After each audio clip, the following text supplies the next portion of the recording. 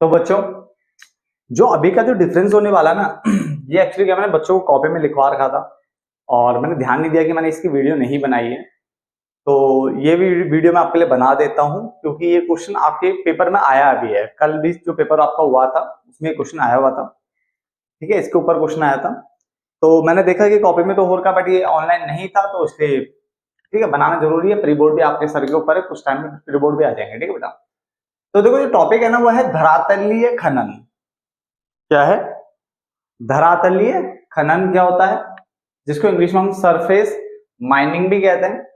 और एक होता है भूमिगत खनन, जिसको अंडरग्राउंड माइनिंग भी कहते हैं। इनके और भी नाम है बेटे, यहां लिखे हैं मैंने, ठीक है, वो भी कवर करेंगे। क्या लिखा है? धरातलीय खनन और भूमिगत खनन में डिफरेंस क्या होता है। स्टार्ट करते हैं, बड़ा आसान आसान से पॉइंट सर, एक बहुत जल्दी याद होने वाला डिफरेंस है बेटा। क्लियर? सबसे पहला पॉइंट, परिभाषा। धरातलीय खनन से अभिप्राय उस खनन से है जिसमें खनिजों को, जिसमें जो खनिज है, मिनरल्स हैं, उनको जो आप निकालते हैं वो पृथ्वी की सतह के क्या होते हैं, ऊपर होंगे या उसके पास होंगे। तो उसने बोला धरातलीय खनन से अभिप्राय उस खनन से है जिसमें खनिजों को पृथ्वी की सतह के ऊपर या उसके पास से निकाला जाता है। क्लियर हो गया? जबकि भूमिगत खनन से अभिप्राय उस खनन से है, उस माइनिंग से है जिसमें खनिजों को पृथ्वी की सतह के काफी नीचे से आपको निकालना होता है। नाम से दिख रहा होगा आपको, अंडरग्राउंड। ठीक है, इसको खुला खनन भी कहते हैं, इसको विवृत खनन भी कहते हैं। ये दोनों नाम बेटा याद रख लेना, ठीक है ना। इसको कूप की खनन, कूप की इसलिए बोलते हैं कि कुएं की तरह ना, इस तरह से खोदा जाता है अंदर की तरफ, तो कूप की खनन हो गया ना। और इसको इसी नाम से आपके पेपर में क्वेश्चन आया था, कूप की खनन, या इसको सुरंग खनन भी कहा जाता है। तो 2 पॉइंट समझ में आ गया कि धरातलीय खनन से अभिप्राय उस खनन से जिसमें खनिजों को पृथ्वी की सतह के ऊपर या फिर उसके पास से निकाला जाता है। जबकि भूमिगत खनन से अभिप्राय उस खनन से है जिसमें खनिजों को पृथ्वी की सतह के काफी नीचे से निकाला जाता है। दूसरा, इसके जो अन्य नाम है, और वैसे तो और भी नाम है बट आप ये प्लीज इतने तो याद रखिए कि इसको खुला या विवृत खनन भी कहा जाता है और इसको कूप की खनन या सुरंग खनन भी कहा जाता है। खुदाई करना, तो उसने कहा इसके अंदर का जो खुदाई करना होता है वो अपेक्षाकृत यानी इसके मुकाबले यहां पे खुदाई करना सरल यानी आसान होता है। जबकि इसके अंदर अगर आप खुदाई कर रहे हो तो इसको करना जो होता है बेटा वो कठिन होगा और तकनीकी रूप से जटिल भी है, यानी कॉम्प्लेक्स है, इतना आसान नहीं है। बहुत दिक्कत होती है इसको भूमि के अंदर गहराई में गड्ढे वो नहीं करते, टनल वनल खोदते हुए बहुत दिक्कत होती है इसमें। ठीक है ना। चलो, समय की बात करें तो इसमें समय कम लगता है, इसमें समय आपका अधिक लगता है, यानी और यह खनन कम समय में अधिक खनिज निकालने में सहायक होता है। यह खनन अपेक्षाकृत धीमी गति से खनिज निकालने में सहायक होता है। पॉइंट को समझना बेटा, यहां पे मैंने क्या बोला, इसके अंदर अगर आपको खुदाई करनी है तो उसमें जो है इसमें ये इसको करना क्या होता है, सरल होता है, क्योंकि ज्यादा गहराई में नहीं जाएगा ये, तो ये करना आसान हो जाएगा। यहाँ पे इसमें खुदाई करना कठिन होता है, तकनीकी रूप से जटिल भी माना गया, कॉम्प्लेक्स माना गया थोड़ा सा। ठीक है ना। समय की बात करें, इसमें समय कम लगता है और यह खनन कम समय में अधिक खनिज निकालने में सहायक होता है। इसमें समय जो है ना वो अधिक लगता है और यह खनन धीमी गति से, कैसा अपेक्षाकृत धीमी, मतलब इसके मुकाबले देखा जाए तो ये धीमी गति से खनिज निकालने में सहायक होता है। क्लियर है?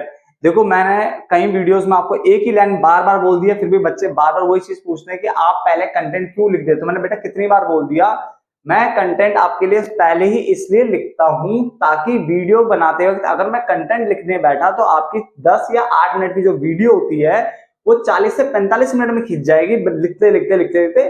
तो मैं नहीं चाहता कि आपका वो टाइम वेस्ट हो, 40-45 मिनट आपको एक छोटी सी वीडियो को समझने में लगे। ये वीडियो 5-7 या 10 मिनट से ऊपर की कभी मैं बनाता नहीं हूं, ताकि जल्दी से जल्दी आप उसको चाहिए आप मतलब समझ लो, समझ रहे हैं। तो इसीलिए आपके बेनिफिट के लिए मैं पहले ही लिख देता हूं और बढ़िया बढ़िया पॉइंट लिखता हूं ताकि आपको जल्दी समझ में आ जाए, है ना। फटाफट से देखो बेटा, जल्दी आ जाएगा समझ। ये भी लागत की बात करें, कॉस्ट की बात करें, तो इसमें जो लागत है वो कम आती है, कॉस्ट कम आती है। इसमें लागत क्या आती है, अधिक आती है। तो वो कितने पॉइंट हमने पढ़ लिए, 5 पॉइंट हमने पढ़ लिए और 5 पॉइंट आपको समझ में आ भी गए होंगे। क्लियर है ना।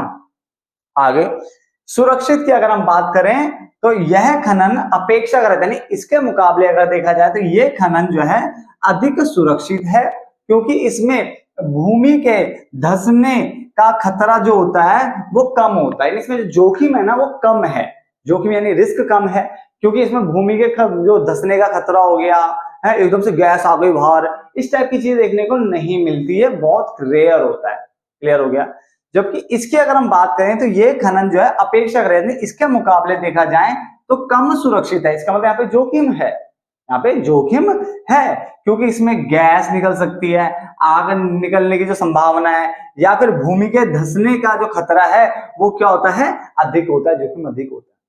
तो मैंने क्या बोला, इसमें समय ज्यादा लग रहा है, इसमें इसमें समय कम लगता है, इसमें समय अधिक लगता है। इसमें समय कम यानी ये खनन कम समय में अधिक खनिज निकालने में सहायक है, और इसमें समय ज्यादा लग रहा है, इसका मतलब ये धीमी गति से आपका क्या है, खनिज निकालने में सहायक है।